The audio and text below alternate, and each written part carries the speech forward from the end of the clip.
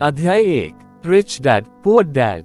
Robert Kiyosaki के अनुसार मेरे दो डैडी थे, एक अमीर और दूसरे गरीब। एक बहुत पढ़े लिखे थे और समझदार थे। वे PhD थे और उन्होंने अपने 4 साल के अंडर ग्रेजुएट कार्य को 2 साल से भी कम समय में कर लिया था। इसके बाद वे आगे पढ़ने के लिए Stanford university, university of Chicago तथा नॉर्थवेस्टर्न यूनिवर्सिटी गए और यह सब उन्होंने पूरी तरह से स्कॉलरशिप के सहारे ही किया। मेरे दूसरे डैडी 8वीं से आगे नहीं पढ़े थे। दोनों ही अपने करियर में सफल थे। दोनों ने जिंदगी भर कड़ी मेहनत की थी। दोनों ने ही काफी पैसा कमाया था, परंतु उनमें से एक पूरी जिंदगी पैसे के लिए परेशान होता रहा। दूसरा हवाई के सबसे अमीर व्यक्तियों में से एक बन गया। एक के मरने पर उसके परिवार, चर्च और जरूरतमंदों को करोड़ों डॉलर की दौलत मिली। दूसरा अपने पीछे कर्ज छोड़कर मरा। मेरे दोनों डैडी इरादे के पक्के, चमत्कारी और प्रभावशाली थे। दोनों ने मुझे सलाह दी, परंतु उनकी सलाह एक सी नहीं थी। दोनों ही शिक्षा पर बहुत जोर देते थे, परंतु उनके द्वारा सुझाए गए पढ़ाई के विषय अलग अलग थे। अगर मेरे पास केवल एक ही डैडी होते तो मैं या तो उनकी सलाह मान लेता या फिर उसे ठुकरा देता। चूंकि सलाह देने वाले दो थे, इसलिए मेरे पास दो विरोधाभासी विचार होते थे, एक अमीर आदमी का और दूसरा गरीब आदमी का। किसी भी एक विचार को सीधे सीधे मान लेने या न मानने के बजाय मैं उनकी सलाहों पर काफी सोचा करता था, उनकी तुलना करता था और फिर खुद के लिए फैसला किया करता था। समस्या ये थी कि अमीर डैडी अभी अमीर नहीं थे और गरीब डैडी अभी गरीब नहीं थे। दोनों ही अपने करियर शुरू कर रहे थे और दोनों ही दौलत तथा परिवार के लिए मेहनत कर रहे थे, परंतु पैसे के बारे में दोनों के विचार और नजरिए एकदम अलग थे। उदाहरण के तौर पर एक डैडी कहते थे, पैसे का मोह ही सभी बुराइयों की जड़ है, जबकि दूसरे डैडी कहा करते थे, पैसे की कमी ही सभी बुराइयों की जड़ है। जब मैं छोटा था तो मुझे दोनों डैडियों की अलग अलग सलाहों से दिक्कत होती थी। एक अच्छा बच्चा होने के नाते मैं दोनों की बातें सुनना चाहता था। परेशानी ये थी कि दोनों एक सी बातें नहीं कहते थे। उनके विचारों में जमीन आसमान का फर्क था, खासकर पैसे के मामले में। मैं काफी लंबे समय तक ये सोचा करता कि उनमें से किसने क्या कहा, क्यों कहा और उसका परिणाम क्या होगा। मेरा बहुत सा समय सोच विचार में ही गुजर जाता था। मैं खुद से बार बार इस तरह के सवाल पूछा करता, उन्होंने ऐसा क्यों कहा, और फिर दूसरे डैडी की कही हुई बातों के बारे में भी इसी तरह के सवाल पूछता। काश मैं ये बोल सकता, हाँ वे बिल्कुल सही हैं, मैं उनकी बातों से पूरी तरह सहमत हूँ, या ये कहकर मैं सीधे उनकी बात ठुकरा सकता, बुढ़े को यह नहीं पता कि वह क्या कह रहा है। चूंकि दोनों ही मुझे प्यारे थे, इसलिए मुझे खुद के लिए सोचने पर मजबूर होना पड़ा। इस तरह सोचना मेरी आदत बन गई, जो आगे चलकर मेरे लिए बहुत फायदेमंद साबित हुई। अगर मैं एक तरह से ही सोच पाता तो यह मेरे लिए इतना फायदेमंद नहीं होता। धन दौलत का विषय स्कूल में नहीं, बल्कि घर पर पढ़ाया जाता है। शायद इसीलिए अमीर लोग और ज्यादा अमीर होते जाते हैं, जबकि गरीब और ज्यादा गरीब होते जाते हैं और मध्य वर्ग कर्ज में डूबा रहता है। हम में से ज्यादातर लोग पैसे के बारे में अपने माता पिता से सीखते हैं। कोई गरीब पिता अपने बच्चे को पैसे के बारे में क्या सिखा सकता है? वह सिर्फ इतना नहीं कह सकता है, स्कूल जाओ और मेहनत से पढ़ो। हो सकता है वह बच्चा अच्छे नंबरों से कॉलेज की पढ़ाई पूरी कर ले, फिर भी पैसे के मामले में उसकी मानसिकता और उसका सोचने का ढंग एक गरीब आदमी जैसा ही बना रहेगा। ये सब उसने तब सीखा था जब वह छोटा बच्चा था। धन का विषय स्कूलों में नहीं पढ़ाया जाता। स्कूलों में शैक्षणिक और व्यावसायिक निपुणताओं पर जोर दिया जाता है, न कि धन संबंधी निपुणता पर। इससे ये साफ हो जाता है कि जिन स्मार्ट बैंकर्स, डॉक्टर्स और अकाउंटेंट्स के स्कूल में अच्छे नंबर आते हैं, वे जिंदगी भर पैसे के लिए संघर्ष क्यों करते हैं। हमारे देश पर जो भारी कर्ज लदा हुआ है वह काफी हद तक उन उच्च शिक्षित राजनेताओं और सरकारी अधिकारियों के कारण है जो आर्थिक नीतियां बनाते हैं, और मजे की बात यह है कि वे धन के बारे में बहुत कम जानते हैं। मैं अक्सर नई सदी में आने वाली समस्याओं के बारे में सोचता हूँ। तब क्या होगा जब हमारे पास ऐसे करोड़ों लोग होंगे जिन्हें आर्थिक और चिकित्सकीय मदद की जरूरत होगी, धन संबंधी मदद के लिए। या तो वे अपने परिवारों पर या फिर सरकार पर निर्भर होंगे। क्या होगा जब मेडिकेयर और सोशल सिक्योरिटी के पास का पैसा खत्म हो जाएगा? किस तरह कोई देश तरक्की कर पाएगा अगर पैसे के बारे में पढ़ाई की जिम्मेदारी माता पिता के ऊपर छोड़ दी जाएगी, जिनमें से ज्यादातर गरीब हैं या गरीब होंगे। चूंकि मेरे पास दो प्रभावशाली डैडी थे, इसलिए मैंने दोनों से ही सीखा। मुझे दोनों की सलाह पर सोचना पड़ता था। इस तरह से सोचते सोचते मैंने ये भी जान लिया कि किसी व्यक्ति के विचार उसकी जिंदगी पर कितना जबरदस्त प्रभाव डाल सकते हैं। उदाहरण के तौर पर, एक डैडी को ये कहने की आदत थी, मैं इसे नहीं खरीद सकता। दूसरे डैडी इन शब्दों के इस्तेमाल से चिढ़ते थे।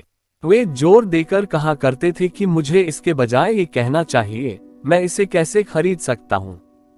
पहला वाक्य नकारात्मक है और दूसरा प्रश्नवाचक। एक में बात खत्म हो जाती है और दूसरे में आप सोचने के लिए मजबूर हो जाते हैं।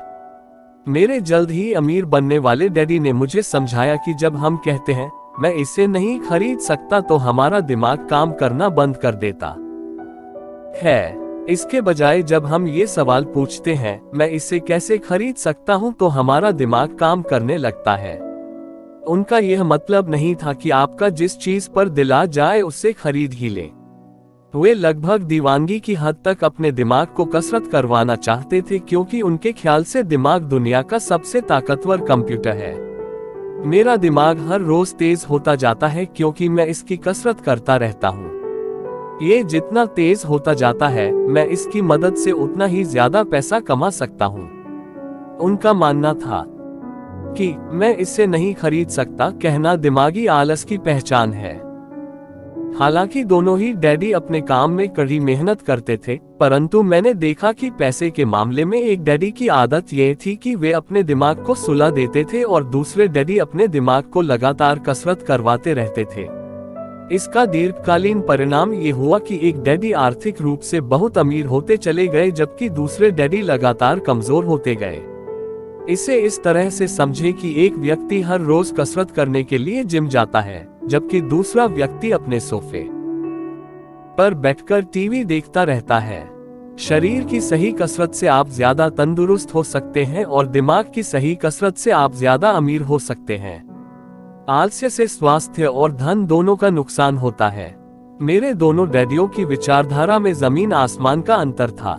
एक डैडी की सोच थी कि अमीरों को ज्यादा टैक्स देना चाहिए ताकि बेचारे गरीबों को ज्यादा फायदा मिल सके, जबकि दूसरे डैडी कहते थे टैक्स उन लोगों को सजा देता है जो उत्पादन करते हैं और उन लोगों को इनाम देता है जो उत्पादन नहीं करते।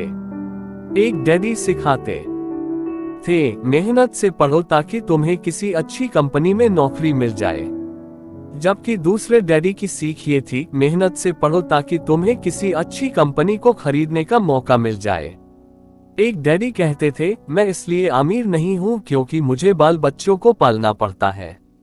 दूसरे डैडी कहते थे मुझे इसलिए अमीर बनना है क्योंकि मुझे बाल बच्चों को पालना है। एक डैडी डिनर की टेबल पर पैसे और बिजनेस के बारे में बात करने के लिए हमेशा प्रोत्साहित करते थे। दूसरे डैडी भोजन करते समय पैसे की बातें करने के लिए मना करते थे। एक का कहना था जहां पैसे का सवाल हो सुरक्षित कदम उठाओ, खतरा मत उठाओ। दूसरे का कहना था खतरों का सामना करना सीखो। एक का मानना था हमारा घर ही हमारा सबसे बड़ा निवेश और हमारी सबसे बड़ी संपत्ति है। दूसरे का मानना था मेरा घर मेरा दायित्व है और अगर आपका घर आपकी नजर में आपका सबसे बड़ा निवेश है तो आप गलत हैं।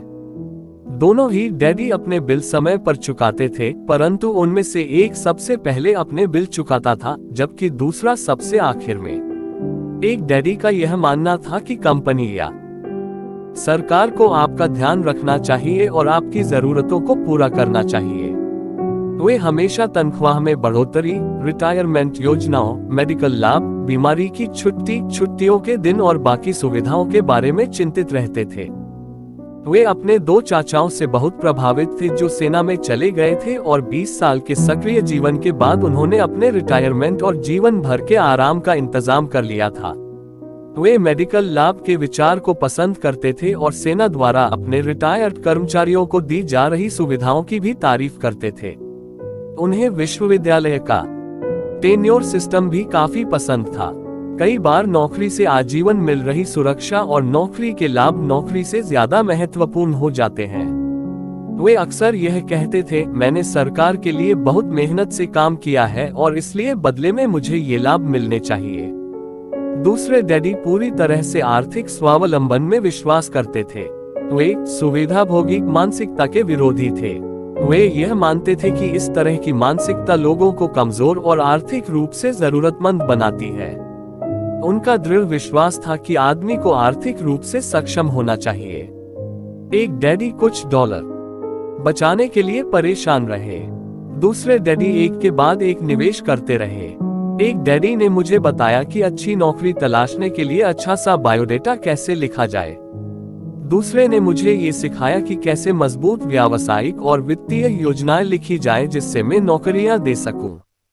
दो प्रभावशाली डैडियों के साथ रहने के कारण मुझे यह विश्लेषण करने का मौका मिला कि उनके विचारों का उनके जीवन पर कितना प्रभाव हो रहा है।